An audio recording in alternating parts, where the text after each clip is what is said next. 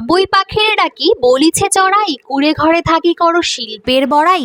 বাবুই হাসিয়া কহে সন্দেহে কি তাই, কষ্ট পাই তবু থাকি নিজেরও বাসায়। ছোটবেলায় পড়া কবিতা। বাবুই পাখি মুখ দিয়ে সেলাই করে করে কি সুন্দর বাসা তৈরি করে, আবার তাতে রাতের বেলায় আলো হওয়ার জন্য একটু কাদামাটি এনে রাখে যাতে তাতে জোনাকি এসে বসে। আজ কিন্তু আমিও পাখির বাসা তৈরি করে ফেলেছি। কি করে করেছি একটু দাঁড়াও বলছি। প্রথমে একটু পনির গ্রেট করে নিয়েছি, তারপরে সিদ্ধ করা আলুর মধ্যে একে একে সব মশলা দিয়ে ভালো করে মেখে নিয়েছি। এবার গ্রেট করা পনিরের মধ্যে একটু নুন, কর্নফ্লাওয়ার আর গোলমরিচের গুঁড়ো দিয়ে গোল গোল করে ডিম বানিয়ে নিয়েছি। এরপর আলু মাখাটাকে ভালো করে হাত দিয়ে পাখির বাসার মতন তৈরি করে ময়দা আর কর্নফ্লাওয়ার দিয়ে একটা ব্যাটার বানিয়ে নিয়েছি। তাতে একটু চুবিয়ে ভাজা সিমইয়ের মধ্যে কোট করে সাদা তেলে ডিপ ফ্রাই করে নিয়েছি।